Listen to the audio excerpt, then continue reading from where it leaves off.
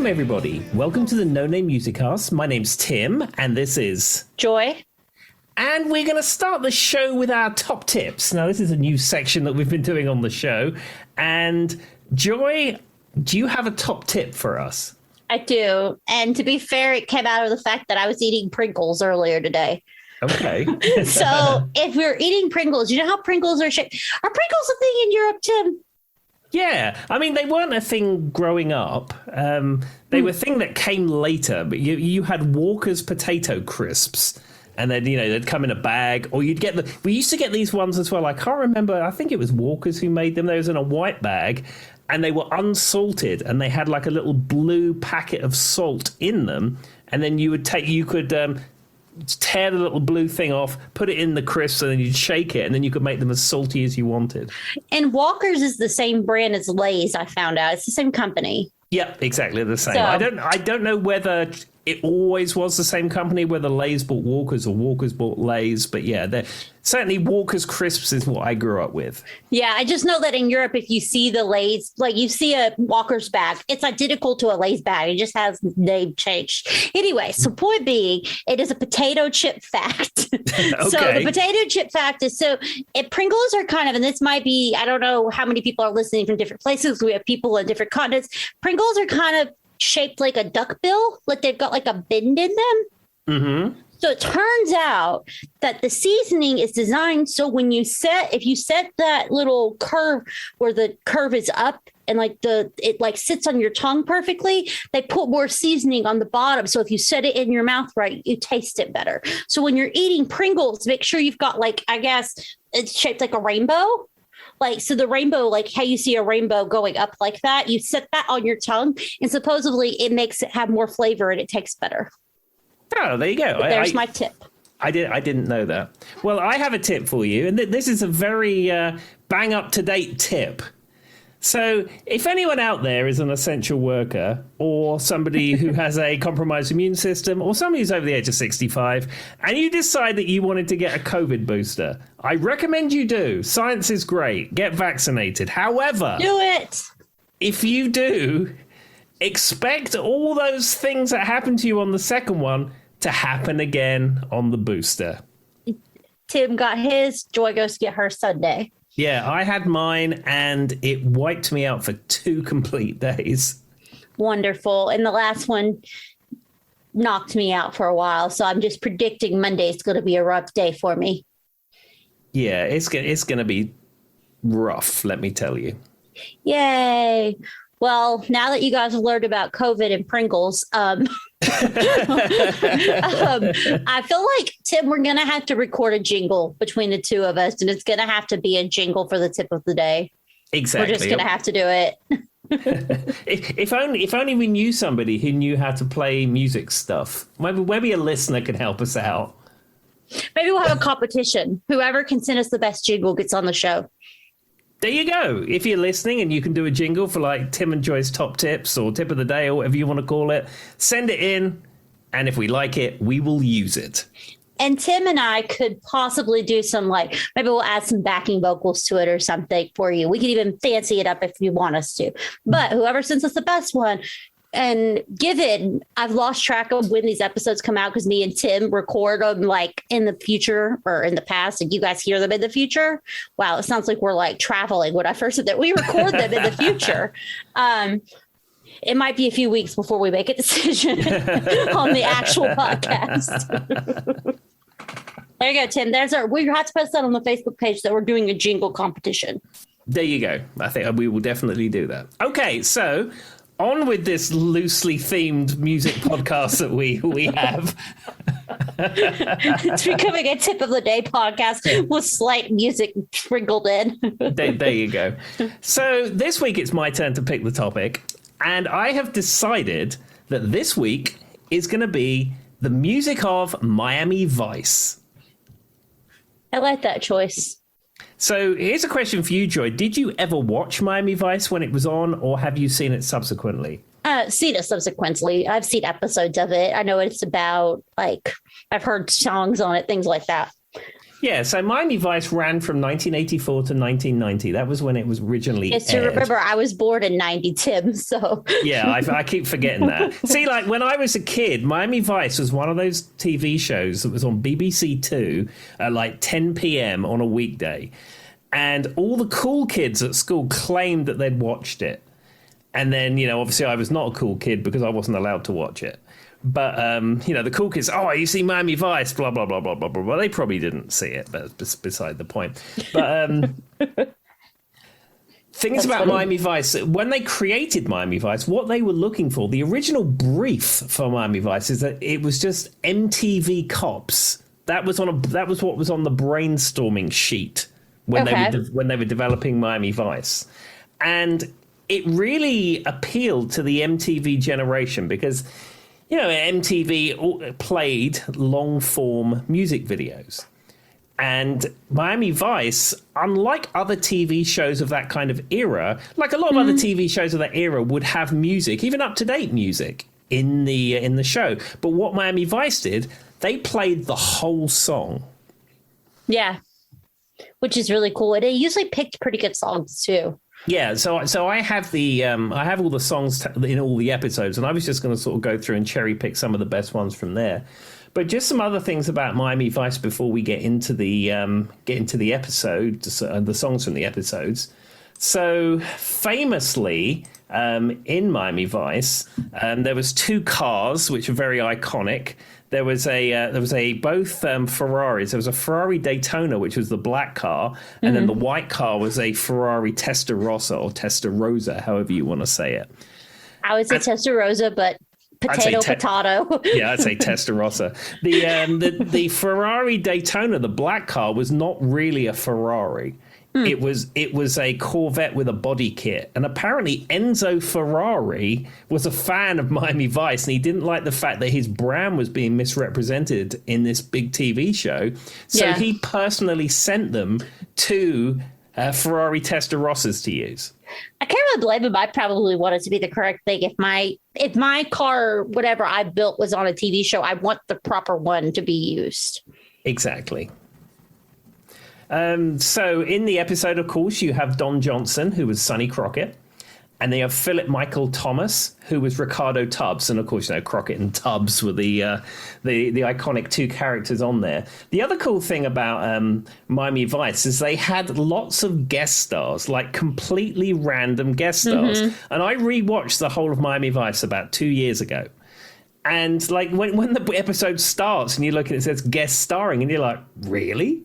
So like you had like Sheena Easton, Willie Nelson, Gene Simmons, Ted Nugent, Glenn Fry, Phil Collins is in an episode.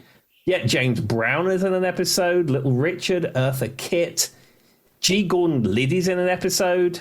Wesley Snipes, Chris Rock, Tommy Chong, Penn Jillette from Penn and Teller fame, Bruce Willis, Julia Roberts. I mean, like, the list goes on. Like, all these, like, random people who would appear in these episodes. And in the case of, like, Penn Jillette, he's, like, in the episode all the way through. Yeah.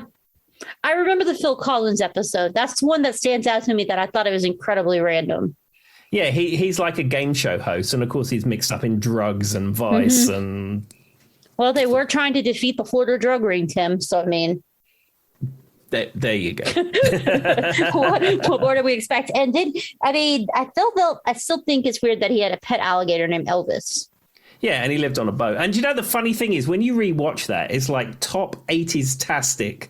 Because, like, these days, if you had an alligator on set, there wouldn't be an alligator on set. Oh, yeah, it'd be a fake, like, it'd be animatronic, or they'd do like a computer version of it or something. Yeah, or you'd film it in such a way where, like, the alligator's on the boat and then Don Johnson's on the boat, and then you'd never see the two of them together, or they'd do it in a way so they wouldn't be together. But like in that, like, Don Johnson is giving the alligator scraps sometimes. It's like, there's your talent, there's your number one guy, and he's there with the alligator. I mean, the HR person's me is like, don't do it.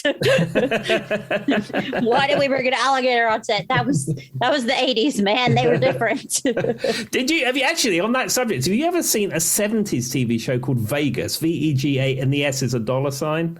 No. Is it the same?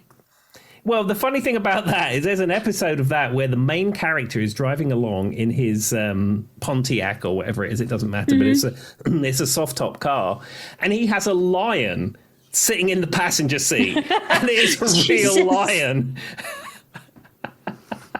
Oh, Lord, I'd hate to be the animal handler on set that day and be like, so I have to do what?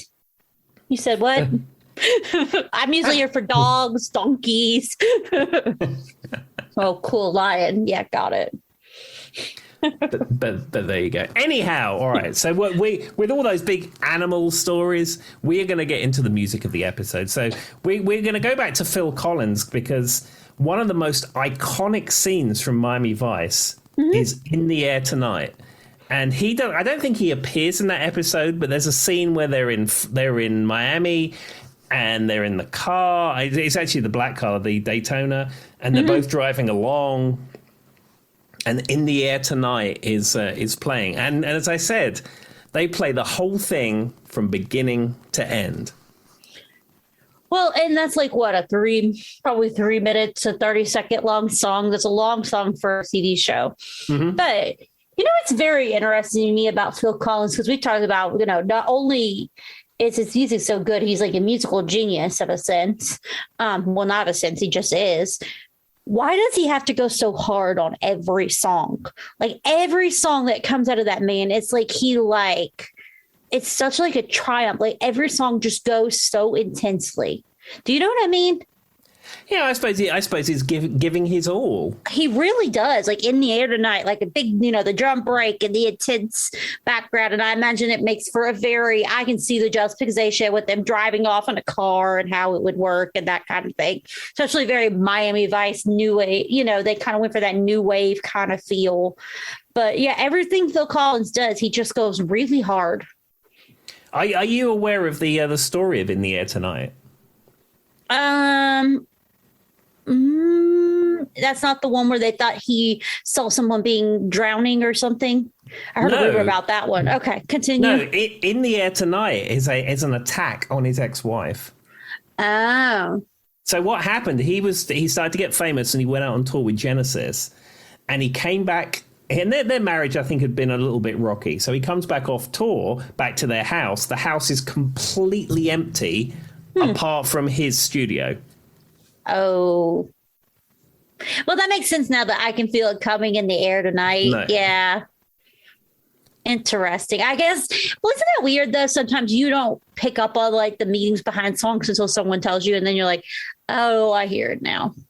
And it's like, if I saw you drowning, I wouldn't lend a hand, and so there's some fake rumor that he saw somebody drowning and nobody helped him, but it started, but it's not true. I don't know if you've ever heard that.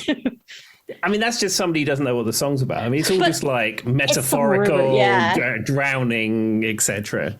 Well, Family Guy made a reference to it on one of their episodes. And he was like, she's like, and they're talking and he's like, did you Google that? And he was like, no. She's like, I don't think that's true. She goes, why wouldn't he have stopped to help them? Why would she go back and write a song? And then he goes and Googled it. He's like, never mind, it's a fake story. And I Googled it. Apparently, a lot of people thought that for a while. That's why I said, is that what you're referencing? But no, I'd never heard about his wife. Yeah, that's basically what it's about. And I didn't know that until 3 or 4 years ago, if I'm being honest. That's interesting. I don't know what I thought the song was about, but now that you said that, I can hear it. And that explains also why it's probably so intense and emotional and, you know. Also, did you know that Phil Collins is the world's largest collector of Alamo artifacts? I feel like you may have said that once before, but I have no idea when we were discussing his back injuries. Because if you go to the Alamo, in the museum they have there, several things say courtesy of the Philip Collins collection. And at the time we saw it, we thought, well, maybe it's just another collector called Philip Collins. Kind of a common name, I guess. Yeah, and then I looked it up, and like the mayor of wherever the town met, or the governor of Texas or something, made him an honorary Texan. And apparently, as he's getting older, he's got like all these Alamo artifacts, which he's super into. He's donating them back to the Alamo, and they're building a separate museum just for the Phil Collins collection.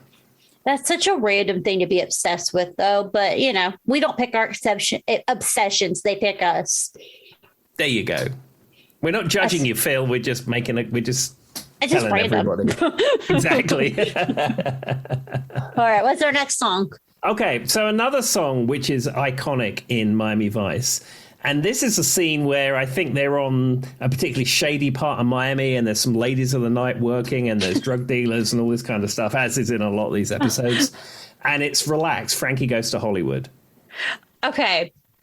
How many people in the 80s sang that song and had no idea what he was saying in it? Let's just say it for what it is, Tim. Well, I know, like, it was very common growing up that the BBC would ban songs. That was a thing that they did. And they say, number one is blah, blah, blah, and we can't play it.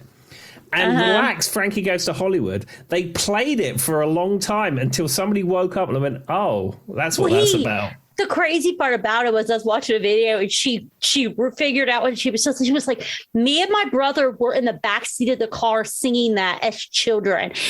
And the weird part is there's no innuendos in it. He says it.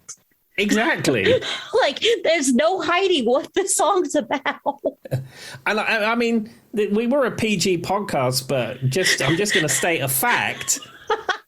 There is a squirting sound in that song as well. I mean, just saying. I'm just making that clear at this point. Oh, Lord. I don't even remember hearing that. I mean, I just remember him saying, I can hear it in my brain. I don't want to say it because he said, if you've never listened to the song or you don't know what it's actually about, after this episode, go on the YouTubes and type in Relax, and you will, with the lyrics, make sure you put the lyrics up on the screen.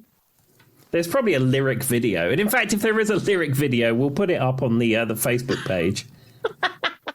But because it's kind of like, there's a lot of songs we talked about where, because it's so upbeat and happy and it's got that new wave kind of like 80s pop thing, you know what I'm talking about they were going for. I'm sure it was played in the bars and the pubs and all that stuff. But I also know it was he was part of the LGBTQ plus camp too, so that adds another layer onto it that I wonder back in the 80s and old BBC people knew. Anyway, yeah, great song though. Yeah, I mean, it is an absolutely fantastic song, and the actual, not Miami Vice, but the actual video for it. Again, I don't think Top of the Pops played that. It's on YouTube, and I very much doubt if Top of the Pops played that. I mean, and what did Frankie Goes to Hollywood's a one-hit wonder, right? I really don't remember them doing anything else. They had the Power of Love. They did a cover of that. They also did a Bruce Springsteen cover as well. They had Two Tribes was another song that they had. I guess I just don't really remember anything particular. I do remember they did a Power of Love cover. You're right about that, but I don't remember like any other mainstream success songs. Yeah, it was Born to Run they covered. And also, as I said, they also had Two Tribes. I think Welcome to the Pleasure Dome, that album is probably everything you want from Frankie Goes to Hollywood. But I mean, Holly Johnson, he had some other hits after the fact. Yeah. Yeah, all I can say is every time I think of that song, it's still played on the radio to this day. Like, I heard it on the radio not that long ago. I think I've heard it while I'm walking around Kroger. Like, it's just because it's kind of like that pumped up kid. Do you remember this song that came out when you might I don't know, you may have heard it in like the early 2000s, late 2000s. It's called Pumped Up Kicks. It's literally singing. It's kind of like Jeremy from Pearl Jam. It's talking about school shootings, but it's upbeat, it's happy, and so it made a pop hit. But it's really dark in its meaning. Oh, okay. I'm wondering. I'm like, I don't know how many people. I'll have to let you listen to it if you've never listened to it. But I'm like, it was all over the radio, and I mean, it has a really. It literally says, all the other kids with their pumped up kicks better run, outrun my gun, and it was a pop hit that was playing everywhere. And it was a reference to school shootings, which in America, unfortunately, we're still dealing with. Not going to go there, but yeah, it's just funny how something can sound super upbeat and therefore we can just ignore what the song's about. Exactly. It's almost like we're very easy, give them the old razzle dazzle and they'll never be wise. Well, it's like Starships, We Built This City. That song is so upbeat and it's actually a scathing attack on their record company. Yeah. I watched a thing on her. Maybe you told me about it, but I think we've talked about it before. But yeah, and I mean, there's plenty of other songs if we wanted to get back to it that I'm sure we don't actually know what they're about. Exactly. But yeah, anyway, but anyhow. I remember watching that video recently. She's like, me and my 8-year-old brother were singing that in the backseat of my mom's car. Oh, and I thought 80s music was, all wholesome, Tim. I thought it was modern day thing that music was bad. Well, anyway, on to more songs from Miami Vice. Now, one other song that's used in a similar sequence in Miami Vice is Autograph's Turn Up the Radio. And the interesting thing about that song is almost the same as Relax. It has the same beat all the way through. It does. Actually, now that you said that, that kind of, well, I can't really, boom, boom, boom. But I mean, it's just a fun kind of dance beat in a way. So it was popular at that time. The only thing I ever remember from Autograph's Turn Up the Radio is his hair in the music video. He had very big hair. Yeah, and also the music video is a promo for, I think it's some kind of pencil. I think it's a Papermate pencil or something like that, like retractable pencil. And the band's manager, rather than getting an endorsement deal with an instrument manufacturer or, I don't know, some kind of Nike or something, he gets a deal with a pencil company. So like in the video, they all get out of this limousine and they're signing in, and it's all very obvious they're using this pencil. Like the pencil comes right up to the screen for far too long, and you can see the brand on it about 3 times. That's funny. Well, I mean, it's not the first music video that's definitely had brand recognition in it. So, I mean, if you're going to sing about autographs, I understand why a pencil. There you go. But normally, if you sign things, you do it in marker pen or with a pen. Some not people a pencil. can't erase it, but maybe he couldn't get a Bic on the line for the Bic pens. I mean, I don't know. I don't know how these things work. I'm obviously not producing any music videos. That's funny, though.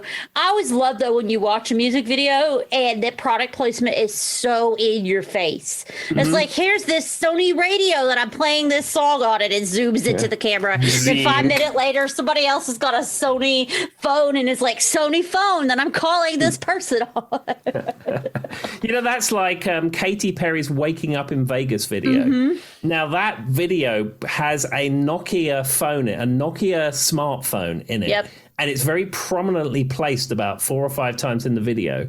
And it didn't age well because nobody has a Nokia anymore. And it's not, I don't even think they're still in business. I think that they sold the brand to somebody who makes generic like Huawei, I thought, or something like that. Yeah. But so another one, Katy Perry's a great example because she's done a lot of product placement in her videos. The Last Friday Night. In the video, if you're paying attention, they're playing on I think it's a Switch or something, not a Switch, Nintendo Wii, and they're doing Just Dance. And halfway through the party, you see 5 or 6 people, including Katy Perry, playing Just Dance on repeat. And then it zooms back, and it's got, Rebecca Black, who did the Friday song that everybody made fun of her. Katy was really sweet and brought her into the song about Friday night. And, with Rebecca Black, she was just a young person who got taken advantage of, and some producer put a stupid song out. That doesn't mean she's not talented or you should judge her or let her. She's little. She's 12. I'm assuming you know what I'm talking about, Tim. Sure, yeah. Okay. So anyway, but yeah, her and Rebecca Black and a few other people are playing Just Dance randomly throughout the music video. And you just see it shows them on the screen. And I'm they've got the little things in their hands. And I'm that's convenient. And then I love at the end, though, of that video, whatever, the guy from Glee, what is his name? Whatever. Blaine, he was his Glee character. He's like, who knew your uncle was Kenny G? And then he just runs out the door. And then I'm going, how many people are watching this video know who Kenny G is? Anyway, that took a turn. But yes, product placement in music videos. There we go. Okay, so another song from Miami Vice. Well, I've got the whole list here. I'm not going to read them all off. It's about 50 songs on it, but I'm just picking out ones that I thought would be interesting. That's kind of their thing, though, on the show. Exactly. Another one is Caribbean Queen by Billy Ocean. Well, you told me your Billy Ocean story. He's the one you saw at Roanoke, right? Well, I saw him in Salem. That's what it was. Well, Roanoke, Salem are right beside each other for everybody listening. But Tim went through the weird Billy Ocean story already once. I still think it's funny that on Family Guy they had they named the whale. His name was Billy, and he's from the ocean. Well, I like that song, but it always kind of sounds like it should be like a Lionel Richie song to me. Yeah, I don't know who wrote it. I don't know if Billy Ocean wrote it or it was written for him. I don't know. The interesting thing about Caribbean Queen is they made regional versions of it. They made an African Queen for the African market, and I think I think they made an Oriental Queen or something for like the Asian market. I know that he made multiple versions of that song, sang them slightly differently. Did he change the sound? Because the whole point is the Caribbean sound. Maybe he didn't think it fully through. Because you get what I'm saying, right? Isn't that kind of the way the song supposed to be?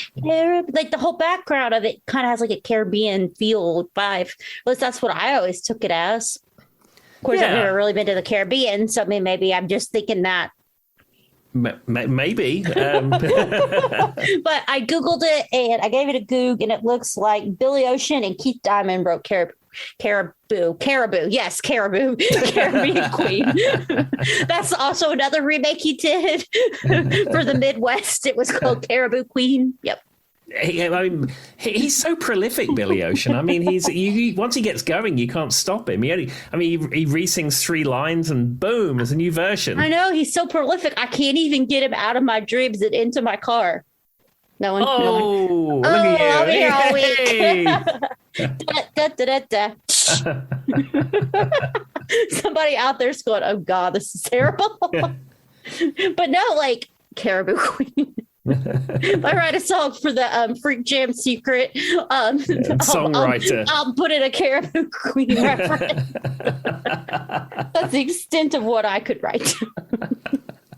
Are you familiar with Going Gets Tough by Billy Ocean as well? The Going Gets... Yes. Now I've got so it has Michael Douglas on backing vocals. I don't know if you knew that. But weird. At the end of it, when it says, go and get stuffed, it sounds like go and get stuffed. If you listen to it back, he is singing go and get stuffed.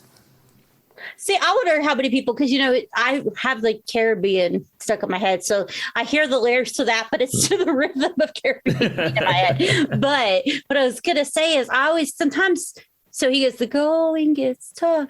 Sometimes it sounds like he's saying the going gets rough, too. Yeah, he says going gets tough, going gets rough. But there's a bit where they're like singing and he says go and get stuffed. So that's a funny one. So I have to tell you this story. So as a kid, Hall & Oates' Rich Girl, I swore to my mother that there was parts in that he wasn't saying rich girl. Mom, you're listening to this episode, so I'm going to bust your bubble. There were parts of that song he wasn't saying rich girl. And I remember my mom got mad at me. He goes, no, he's just saying rich girl over and over again. I'm like, no, he's saying it's a girl. And she was like, no, it's just rich girl. Like trying to convince me otherwise. As an adult, I realized Hall & Oates was not saying rich girl all the way through that song. Hall & Oates, what are they playing at? They thought they could get one over on me. But 9-year-old Joy was convinced that wasn't what they were saying. I've succeeded, mother. There you go. I can confirm. That's one that I wonder how many people out there think that, though, because my mom was dead set. She really did think he was saying rich girl through the whole song. I don't know. Maybe we need to do a Hall & Oates episode at some point and take a deep dive into the lyrics and the lyrical meanings of their songs. I feel like I get too distracted by my thoughts on Daryl Hall, but anyway. Say that for another episode. All right, what's the next song, Tim? Okay, another song, it's more of a ballad, is Peter Gabriel's Don't Give Up. It is more of a ballad. And it's with Kate Bush, of course. Which is one of your favorites. Yeah, What was it? Sorry, I didn't mean to cut you off. Go ahead. Yeah, I was going to say, I liked some of the music of Kate Bush. How was it used in Miami Vice, though? Do you know? I think there's a scene and it's very emotional, and I think it's Sonny Crockett's ex-wife and the kid, and he's driving away and thinking of something, or they're always in the car driving. And there's maybe it's the one he's married to Sheena Easton for like 5 episodes. Oh yeah. And I think because she gets shot on stage and then she dies, and I don't know if it's used in that, but there's a very emotional scene, and "Don't Give Up" is playing. Well, I mean, it makes sense. It's a good song. I mean, I don't know that it's one of my favorites from Peter Gabriel. He's got a pretty big collection, but I know what song it is, and I understand why we used. It's not like my top songs from him. No, and one other song that's used in Miami Vice is "Sledgehammer," which is which is probably what. Oh my God! So I'm going to give Tim Pop a modern day reference. There's this show on Hulu right now. It's called Only Murderers in the Room. And so Selena Gomez is on it and Sting is on it. Selena Gomez is more modern day actor, singer. You've probably seen her before. Mm-hmm. And then it's got Steve Carell and Steve Martin on it. And they're like the old guys. Well, at one point they're talking about, because Sting is on a few episodes. He lives in the building with them. Okay. What was it? They were talking about, they were like, yeah, they tried to insinuate because Selena Gomez was closer to my age that she didn't know who Sting was, the police. And they're like, da da da da da, and it's a love song and blah, blah, blah. They're trying to explain to her stuff. And she goes, he's the one who sings Sledgehammer, isn't it? And they were like, no, that's da, da, da, da. And she's like, I know. And that song's about a stalker. It's not a love song. When she goes back to Prince, but she was just making a joke to mess with them and they fell for it. I died laughing at that scene because it was so funny. And at one point, he thinks Sting is the murderer, by the way. If you've ever watched the episode, this is spoiler alert, or you're watching the show, close your ears. He's not the murderer. No. How could he be the murderer? He used to be a school teacher. He couldn't murder anyone. No, Sting seems like one of those very hands-off type people. I imagine he's a gentle soul. I don't know. You don't think that? I do. He strikes me as someone who's just very stingy. Well, his name is Sting. Well, his name's Gordon Sumner, to be perfectly honest. His stage name is Sting.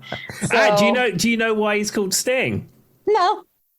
When he was a school teacher, he used to have a sweater which had yellow and black stripes on it, and the kids in the class called him Sting. Oh, because he was like a little bumblebee. Yeah. Very Flight of the Bee. And obviously the song I was talking about earlier, the Stalker song is Sting of the Police. I realized that it was just a joke, everybody. But yeah, it was just really funny because she was like, I died laughing when she was like, oh yeah, he's the one from Sledgehammer. And they're all like, nah! Anyway, not related at all to Miami Vice, but that show's actually really funny if anybody's thinking about watching it. Splendid. Tim won't because it's from after 1994, maybe. What's your cutoff? Well, I've seen some new shows. I've seen Flight of the Conchords. I mean, that's only almost 20 years old at this point. That's the most random thing, too. Oh, another reference when they're he's sitting in the elevator with Sting, and Sting says something about, could you move away or something? He goes, oh, yeah, I won't stand so close to Sting. You don't want me to stand so close to you? And Sting's staring at him like, stop. Because it's Steve Martin. Anyway. I'll be here all week, everybody. Not that it wasn't even my joke, but it was pretty funny. Anyhow, let's move on to another song that was from Miami Vice on this loosely themed episode that we have tonight. This is not an ad for Only Murderers in the Room, just FYI. Exactly. Anyway, go ahead, Tim. So another song that features in Miami Vice is Girls Just Want to Have Fun, Cyndi Lauper. Which is a remake. Yes, absolutely. And the original is creepy. Don't like it. Sounds better from Cyndi Lauper. Exactly. Cyndi does a far better job of it. And she did a remix version of it some years after the fact. Did you know Cyndi Lauper is one of those people that I feel like she doesn't get the credit she deserves as a musician? She wrote all the music for a whole Broadway play. Did you know that? I did know that, but it doesn't surprise me. I think it's Kinky Boots. Maybe that was the one. But she has like she's very musically talented, and I feel like she's kind of viewed as like just like a pop artist, maybe like kind of eccentric for the way she dresses and having a both for, you know what I mean? Like, but I really don't feel like I feel like she's one of those people I think you're undervalued as an artist. And I was watching the Kennedy Center honors because I like to watch them occasionally. I'm a weirdo who goes on the internet and watches the same Kennedy Center honors a billion times. And the one for Cher. So Cyndi Lauper and Cher are friends. Did you know that? I didn't know that, but it doesn't surprise me. Yeah, so they're really good friends. So on the Kennedy Center honors for Cher, Cyndi Lauper sings multiple times. She does a what song was it? What's the one where she uses the first song to use auto tune? Believe. Yeah, so I think she does Believe. And it was actually, and that's not an easy song to sing. It isn't. Cyndi Lauper, it was gorgeous. She did such a good job. And it turns out on stage, she sings that with Cher occasionally in concert. She comes out and sings it. Wow. I learned it. There you go. And the other thing about Cyndi Lauper is that she was not completely responsible, but she was one of the pivotal figures at the beginning of WWF wrestling. Did you know that she helped WWF wrestling become mainstream? No. She was so random. She was friends with Captain Lou Albano, who was a wrestler, manager type character in WWF wrestling. And she had Captain Lou Albano in a few of her pop videos, which at the time, MTV, and they were showing her videos on rotation and stuff like that. Mm-hmm. And I think she appears in WrestleMania 2 or WrestleMania 3, brings someone to the ring or something like that. And she was one of those people who sort of brought the whole of that wrestling thing into the mainstream. That's so weird to me. I don't know. Well, I do know I like her part in We Are the World. She has that one line that's really cool because she has such a distinct voice. You know it's her. And if you watch the video, she's right between. Who is she between? I don't know. She's between two other artists. But if you watch the video, she like physically moves up when she hits the note. Like she moves her body up and like that's like a little like bobble. And you can hear it when she's singing, and it's super cool. Do you know one thing I found out today? So like we had Do They Know It's Christmas Band-Aid. The US had We Are the World. There was a Canadian one as well for Africa famine relief. And I just saw a reference to it. I haven't seen who's in it, but it was all Canadian artists. Well, Canada has some good artists. I mean, Celine Dion, Shania Twain.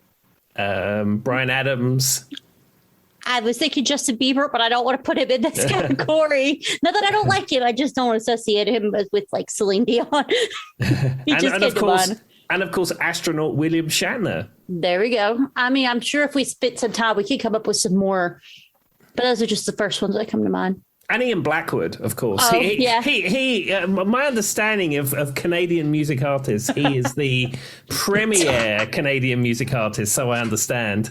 I've heard that. Yeah, all of the Canadian artists look up to Ian Blackwood as some kind of figure. Well, I heard there's a lot of people looking at him, that's for sure.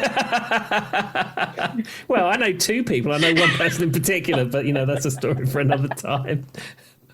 We'll bring that up when we do the Ian Blackwood episode. If we do an Ian Blackwood episode, I think we're going to have someone on as a special guest. I feel like we have to, just as a third party. So, in case anybody is wondering what the heck we're talking about, one of our listeners, friends, people we talk to fairly often is obsessed with Ian Blackwood, and she may think he's a looker. So that's the joke. In case there's somebody out there super confused going, what are they talking about? He's a handsome chap. I mean, what else can you say?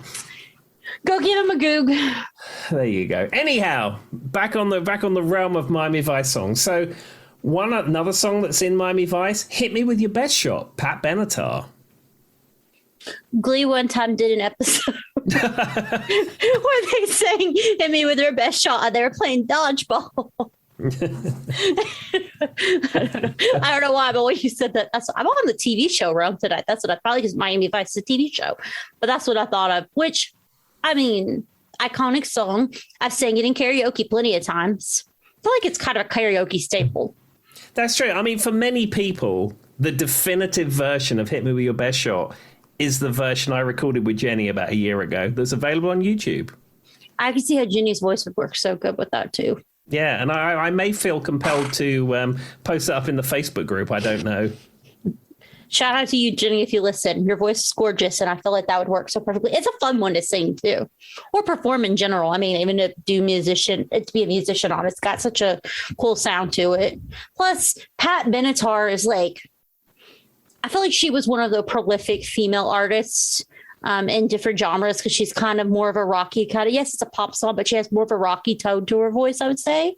So it kind of like, I feel like she was a prolific artist to getting women in different genres. Exactly. Well, another song, in fact, there's a couple of songs by this artist, and I think we've covered this on another episode, but Pointer Sisters, I'm So Excited and Jump for My Love are both in Miami Vice.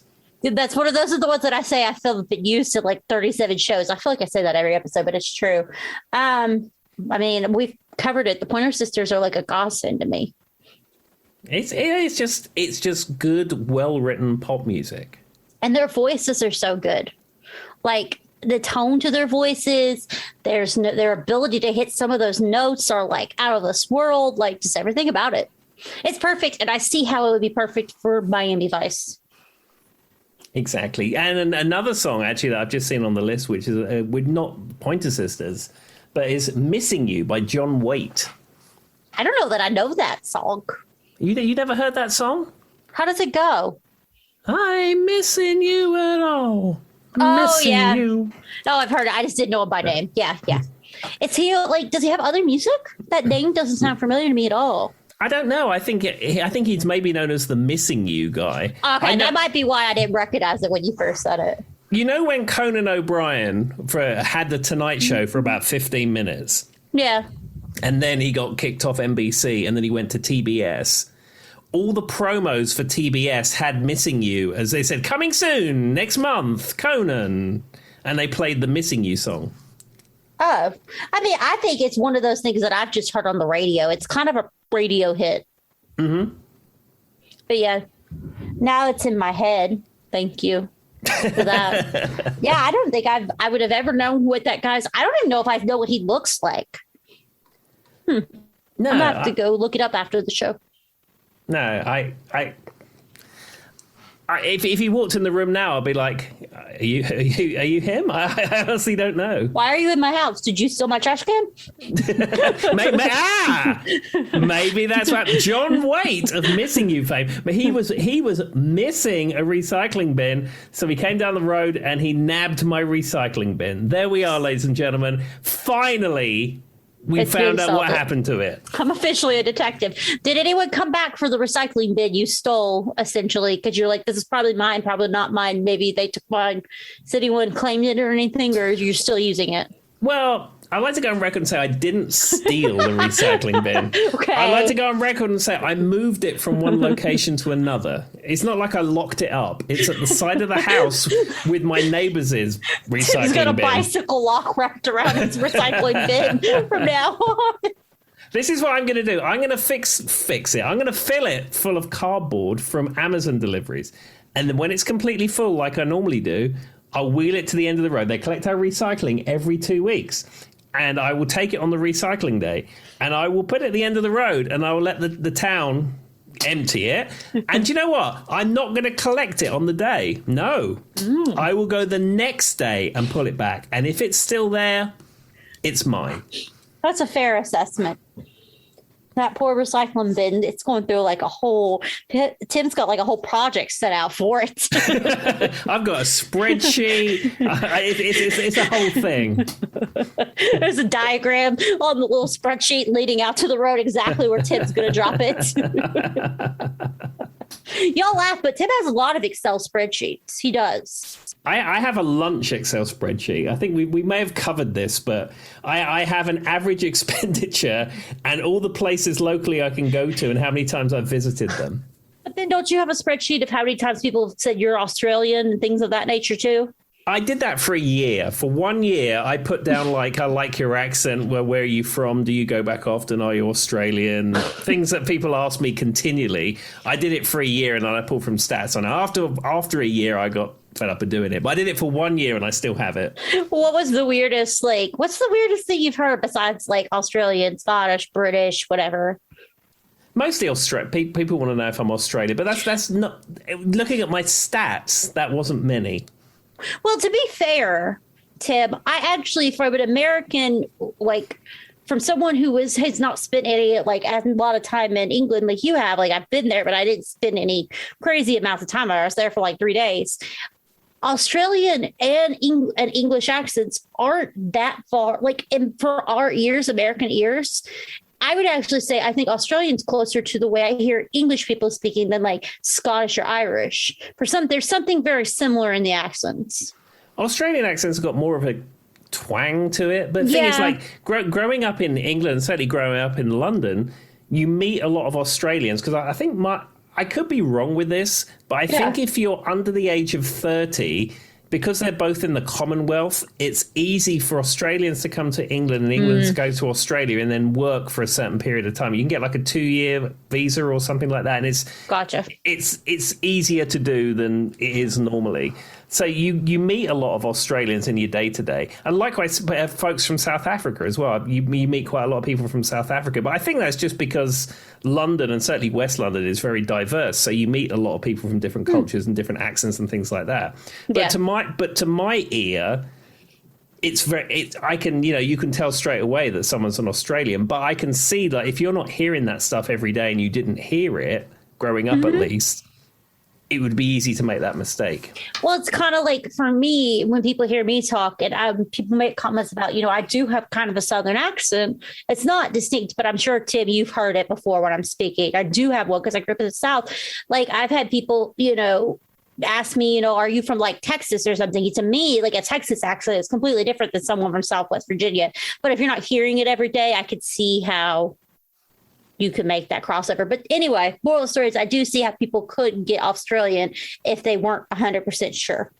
Sure. And you know what? Before I lived here, I probably couldn't tell the difference between someone from Texas, someone from, deep from the South, Yankee accent, all that kind of stuff. From someone from, Jersey and all that kind of business, I probably couldn't have distinguished that. But now I'm here, you can tell straight off. Well, and the other thing is, like, my husband's from California. Charlie has a very I hate to say, it's almost very light, kind of almost feminine sounding voice. That's not to insult him. It's just that California sound. Out west, I would have, until I was around him, I never would have known that off the top of my head what that sounds like. Now that I've heard it, I make fun of him. We make fun of the way I pronounce things, but I also make fun of the way he pronounces things. It drives me insane because instead of saying Italian, he says Italian. Mm-hmm. Who says Italian? It's Italian. I don't, but he does clearly. Anyway, all right, back to Miami Vice. So another great song from Miami Vice. Rockwell, Somebody's Watching Me. He felt like somebody was watching him. Are you familiar with that song? Yeah. And the cool thing is it has Michael Jackson on backing vocals. I feel like I knew that. I don't know why, but I feel like I knew that. How was it used in the Miami Vice episode? Do you know? I have no idea, but it was used in an episode because the list I pulled off the internet claimed it was. Well, I mean, he was just an average man with an average life. That's true. And did you know Rockwell was Berry Gordy's grandson? No, I didn't know that. And that seems like something I would know because, I'm up on that Berry Gordy stuff. Yeah, that's how he got the gig, as it were, to release that single. And that's how he got Michael Jackson to sing backing vocals. Oh, his real name was Kennedy Gordy, wasn't it? I believe so, yeah. I never made the connection. Not that Gordy's like a super popular last name or anything, but I just never made the connection. So was it, I wonder what record company it was produced on then? It was probably on, I would assume, Motown. I mean, that's what I'm wondering. I wondered if it was on Motown. Isn't it kind of weird how that song though has become almost like a Halloween theme song too?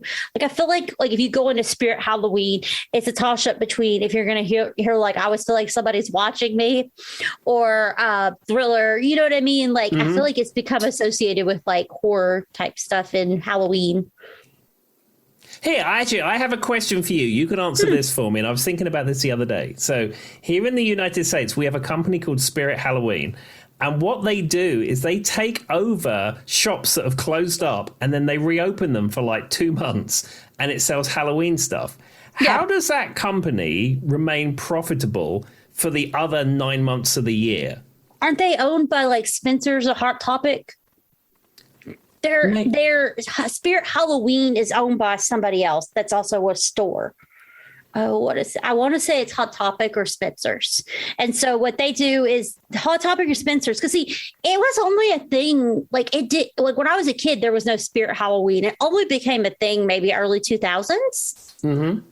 But Charlie was talking about it the other day. They're owned by Spencer's or Hot Topic, which if you guys don't know what those are like stores you find in the mall that are almost like head shops. Like you buy like shot glasses and memorabilia from bands and T-shirts and stuff playing in pop culture. Yeah. And they're pretty predominant, but it's owned by a company who owns other stores. So that's how they're able to do it. Oh, okay. And I suppose a lot of the stock that they sell in that Halloween stuff, they probably sell them in those other stores throughout the year. Yeah, exactly. That's exactly what it is. Let's see. Based on Spencer Gifts. It's Spencer. There we go. Yeah, Spencer. So that's how. Yeah, I just want because we got one in town. It used to be a Pier 1 Imports, and then it sits empty the whole year, and all of a sudden Spirit Halloween appears for 3 months, and then it just disappears off. You know what it's like? It's like the McRib. Where does the McRib go? You know, it says the McRib is back, ladies and gentlemen. It's back. I mean, where did it go? Did it go to the Bahamas or something? Did it go on a great trip? Did it go to space? And the crazy part about it is Halloween, have you go into the Spirit store or whatever, it gets more and more expensive every year. Like, because it's becoming more and more popular. Here's a funny story about that. So when it first started, do you know what used to be the old mall behind where they're putting in all the new stuff by Taco Bell and all that stuff, that complex there? Yeah, it used to be the old Walmart long before we lived here, but it used to be a Walmart. And apparently the guy who owned that old plot kept it as some kind of tax thing. So he didn't develop it because by keeping it was very tax efficient for him. So that's why it was never developed. And I think he either died or sold it off or something like that. And now it's being developed into this whole shopping, retail, food type area. So at one point, Spirit Halloween went in there. I don't know if you remember that or not, but there was a Spirit Halloween in there a few years back before it went to the Pier 1 Imports. And back in the day, because it only started, like I'd say, I don't know, 2008, 2009 is when this whole Spirit Halloween happened. Because it wasn't a thing when I was a kid. And it used to be, you can tell it's becoming more and more famous, though, because when it was in that shopping plaza, you would go in and it would be like Thriller, but it'd be like, we talk about those bands where it's like the third party company singing Thriller. Mm-hmm. And this year when I went in, it was actual music from the actual artists. So they're making more money and they could actually afford real music. Like, it was actually Michael Jackson singing Thriller this time. Like, it's like, this is like, that's what I'm saying. All the stuff in it gets more and more expensive every year. But it's, for people who don't know what we're talking about, it's like very manufactured generic costumes. Sure. And you know, other bits and pieces, Halloween bits and decorations, pieces. Things like that. Exactly. That kind of stuff. But yeah, that's the music fact about it, is it used to be they couldn't afford to play the real versions of the songs, but now it's become such a thing that they're playing the real versions. There we go. The Spirit Halloween is going from strength to strength. I really have. I always feel like somebody's watching me, stuck in my head too now. You should see the video for it as well, because it's... I have. It's great. I have. That's why when you said that, I was like, I can't believe I didn't know that was Berry Gordy's. You said it was his son? I think it's Berry Gordy's grandson, I believe. That would make more sense. I wonder why he went with Rockwell. I wonder where Rockwell comes from. Oh, it's just a cool name. It is. And I only recently, I don't feel like I knew for a long time that was his name. Anyway, what's the next song on the list, Tim? Oh, okay, I got two more before we close out this episode. Okay. One that I like to go with is Foreigner, I Want to Know What Love Is. Another one that'll be stuck in my head. That could have been I feel like that could be on our overplayed episode. Yeah, I'm not too bored of that. It's overplayed, but I'm not too bored of that. And Foreigner actually played at the Elmwood Park Amphitheatre in Roanoke. year or Yeah. two ago, and they had like a choir, I believe. It was like a local choir from a school or something like that. And they, when they played that song, they brought the choir on stage with them to sing the backup part. Didn't choirs audition for that or something? Wasn't there like an audition? Yeah, I think so, because I remember being in downtown Christiansburg, and they had like a choir. They were actually performing that down there because they said they'd won the competition. Yeah, whoever it was. I remember that being a thing. That's actually a really cool concept and a nice way to get, as someone who is a choir kid. I'm even in a choir now. If you guys didn't know it, I sing with the local choir. I think that's a cool way to like motivate them with music. Exactly. Also, though, that song could work really well with like, because it's such a big, almost grandiose song. I'd say you could add a choir to that and it would sound really cool. Yeah, I mean, it has like a gospel choir on the actual recording. Oh, yeah, you're right. Makes sense now. And I mean, I would say, though, if I had to pick, I think Jukebox Hero. That's them, right? That's probably my favorite. That is a great song. Are you familiar with Aqua Teen Hunger Force? Yes. Now, I don't know whether Aqua Teen Hunger Force is a cartoon that's actually crossed the Atlantic. Maybe it has now, and folks in the UK know what Aqua Teen Hunger Force is. But it's a cartoon about fast food items. That live in a house in New Jersey. Trying to solve mysteries. Yeah, and hilarity ensues. And there's Master Shake and Meatwad and Frylock, and it's one of those things where there's zero consistency, because normally somebody dies or the house blows up or something gets destroyed. Yeah, something like that. And then the next episode, it just starts completely from fresh again. What's the neighbor's name with the lawnmower? Carl. Something happens to Carl like every episode. Exactly. And they're sometimes obsessed with chicken foot, and it's a thing. But there's an episode where the Moonanites come down from the moon, who are video game characters. Of course. And all logical things here. And they're at some kind of like amusement arcade, and Meatwad wins the Foreigner belt, and it gives you all the powers of 70s rock supergroup Foreigner. And like when you have the belt on, you could say, "Yes, I'm as cold as ice," and it turns someone into a block of ice. And then I think they're sitting in their neighbour's swimming pool, and he said, "And you are hot-blooded. Check it and see." And then the water starts boiling, and then Carl steals the belt. He puts it on and starts meddling about with it, and his head turns into like this. You know Connect 4. Yeah. Remember Connect 4 with the little things you drop in? And he goes, "Okay, who put this thing on Head Games?" So when you said that about cold as ice, then you said hot-blooded. So I won't go into detail, but there's a video that has not been used, but it was going to use for a video. It was going to be a backing for a video we were doing at work, but we had to post-production because of COVID kind of hit. Remember, Tim knows what I'm talking about. Mm-hmm. But I'm the one you hear singing the most, and Tim's playing the guitar. And then my boss, who's also a lovely singer, we talk about her, you hear her. But Tim was like, "Got a fever." And Tim's like, "Maybe I shouldn't say that part right now." This was right when COVID hit. We had to stop production on the video. But Tim's like, "Maybe we shouldn't talk about having a fever much." Yeah, at that time, it was, we wasn't such a good idea. We had to nix the video. Let's just say that. It's still sitting there out there somewhere. I actually came across it. I know where it's at. Well, it exists. one of these days we will finish that video and it will be glorious. But we will wait till after. Hopefully we all get, well, I will say we have a very good vaccination rate at our work, and I think we're on our way. Get vaccinated. There you go. There we are. So, okay, so I'm going to close this episode out with one last song. Okay. And I'm going to reference the person who sings this song. So it's James Brown, and it's "I Got You, I Feel Good."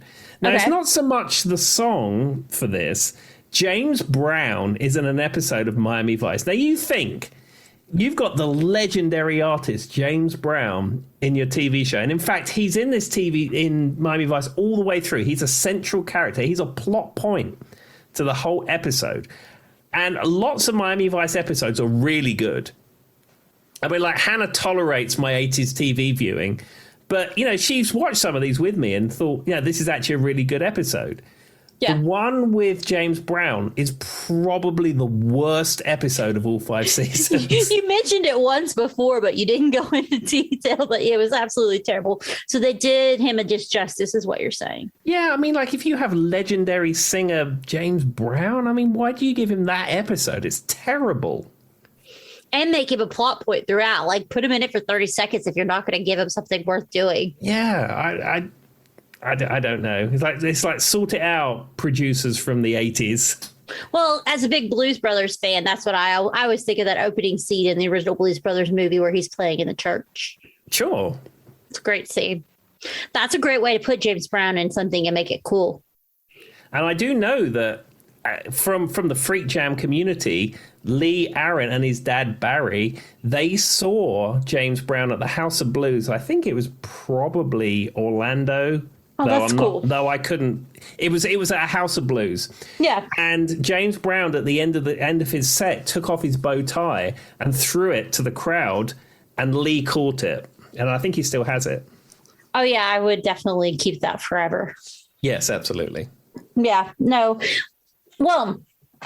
And that's one, I guess that's probably why I like the Blues Brothers so much, is they did a great job of weaving acts, because, Ray Charles is in it, Aretha Franklin's in it, and it's about music in general. And so, yeah. And I know that the music's not original, Sam Cooke and all that stuff. We could go on about it, or Sam Davis or whatever his name was. But yeah, that's if they were going to put him in there, it's sad they didn't use him well like they did in Blues Brothers, I guess is my point. Exactly. Well, there we go. Well, we will leave you there, disappointed in Miami Vice, but equally, I hope you enjoyed this dive into the music of Miami Vice and languages and dialects and everything else that was part of it. Spirit Halloween and who knows what else, Pringles and how to eat a Pringle properly. There's the method. There you go. All right. Bye. See you later. Bye-bye.